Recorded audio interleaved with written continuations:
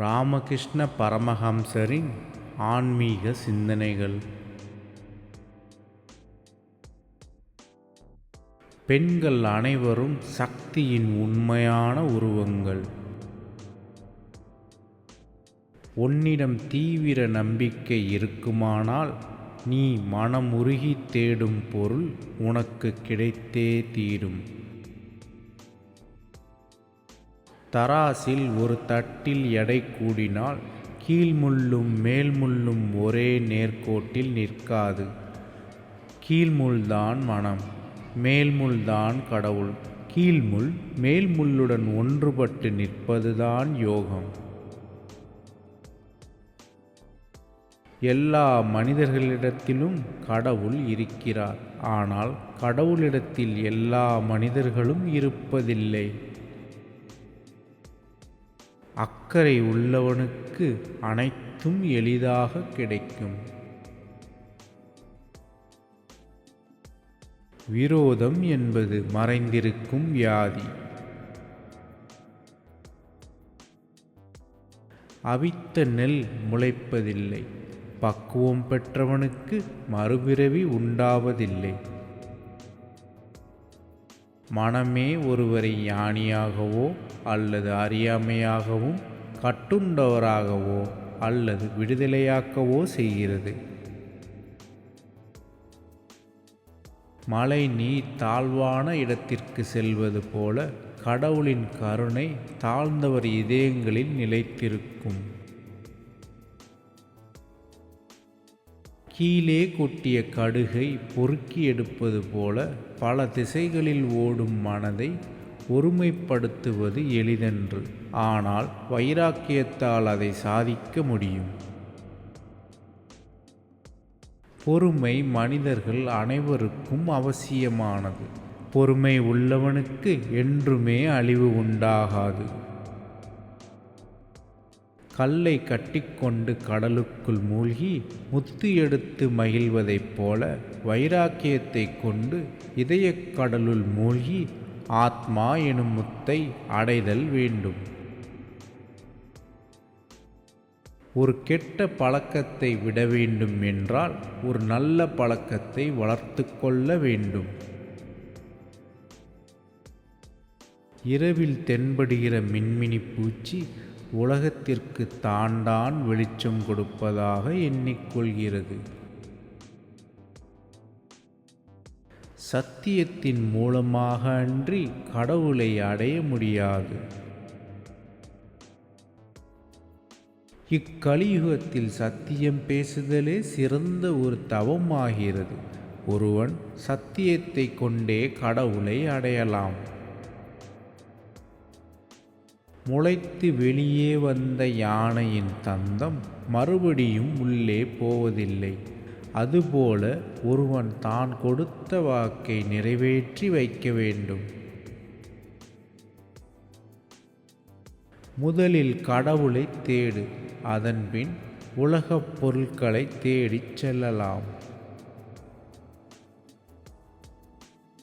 மனித பிறவி கிடைப்பதற்கு அரிதானது. அதை பயன்படுத்தி கடவுளை அறிய முற்படுங்கள். துன்பத்தை நினைத்து கற்பனை செய்து கொண்டிருந்தால் மகிழ்ச்சியுடன் இருக்க முடியாது. நம்பிக்கை ஆழமானால் கடலையும் தாண்டலாம். அன்பு உணர்வில் இருந்தால் காதல் பிறக்கும். என் பணம், என் படிப்பு என்று சிறிதும் எண்ணாதே. நான் மக்களின் சேவகன், நான் பக்தன் என்று எண்ணிக்கொள். கண்களே உள்ளத்தின் வாசல்.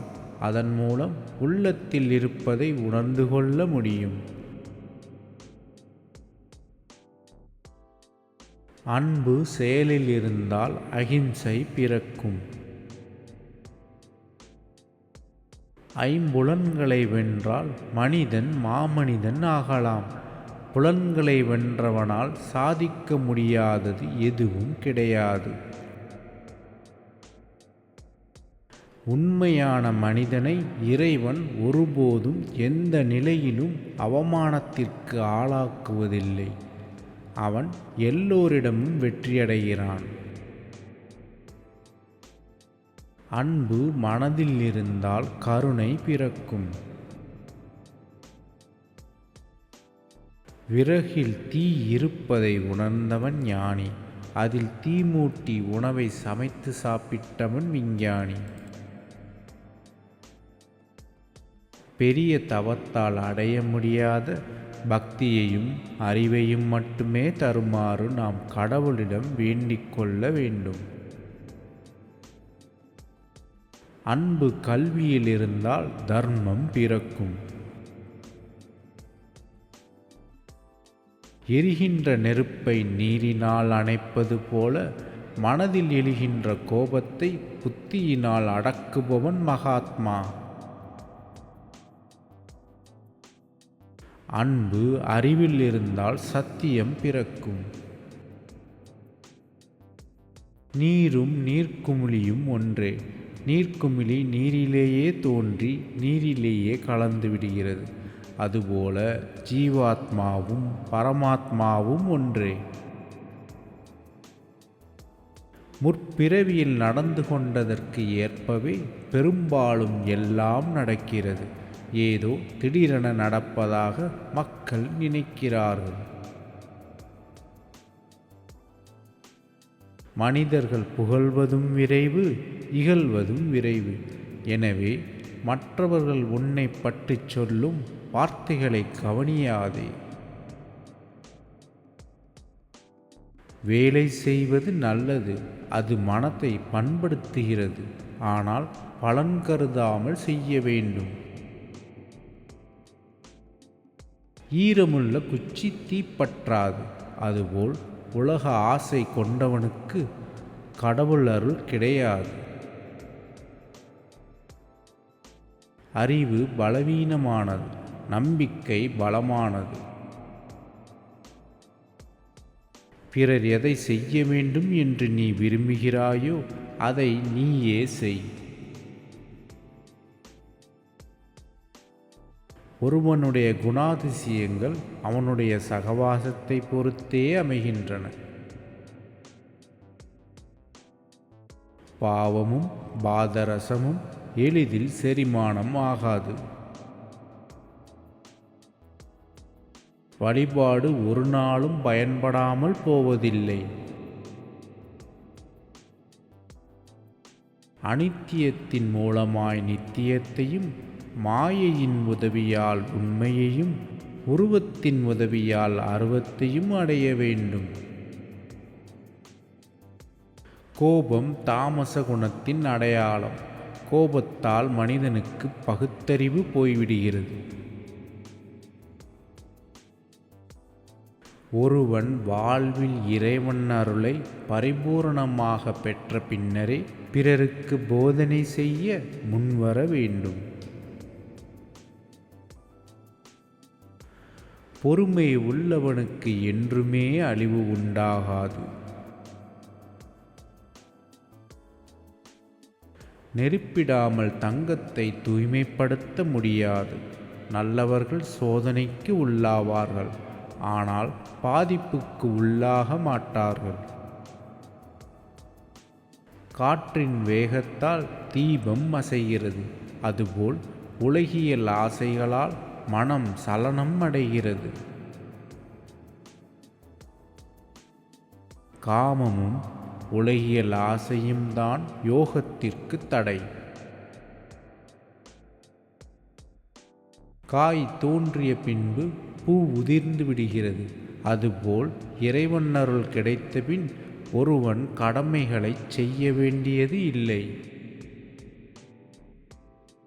குழந்தை தந்தையின் கையை பிடித்து நடந்தால் ஒருவேளை கீழே விழலாம்.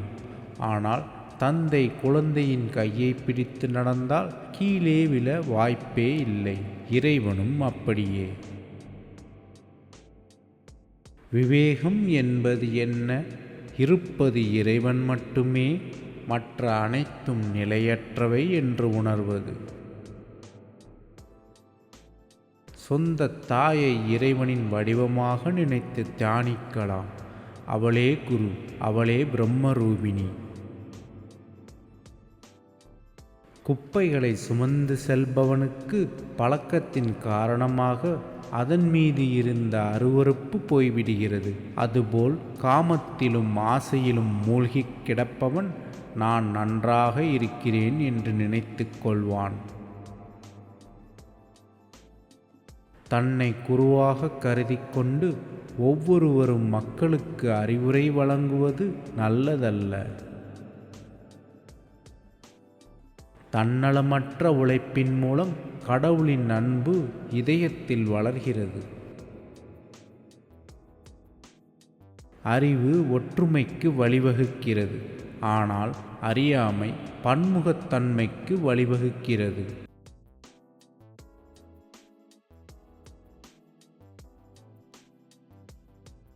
That's all from this video. Thanks for watching. If you have any suggestion or feedback, comment below.